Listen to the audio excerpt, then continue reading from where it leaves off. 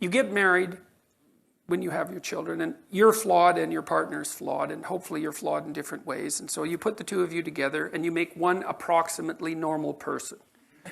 And then, hopefully. And then your child has to interact with that dyad that is a reasonable representative of social norms.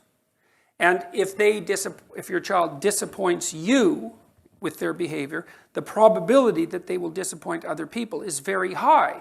And so you have an ethical obligation to ensure that your child is behaving in a manner that makes them optimally desirable to their playmates and also to other adults. Because then the kids invite them to play and they get to be socialized.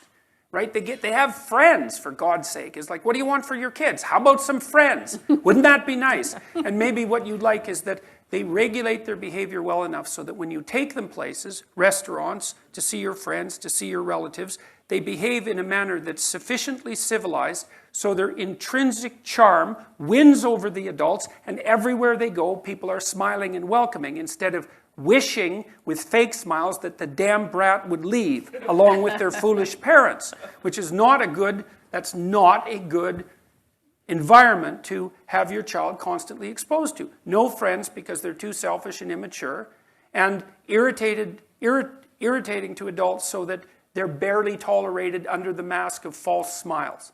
It's like you have an ethical obligation to regulate your child's behavior so that they're optimally acceptable socially. And that is not how people look at children in the modern world. They think, well, you're raising their self-esteem, or you're enhancing their creativity, or you don't want to put constraints on their behavior because you're going to interfere with the flowering of their intrinsic self. And it's all Rousseauian nonsense. And there's no evidence to support it. And he's no expert. Oh my God, he was That's the worst. Right.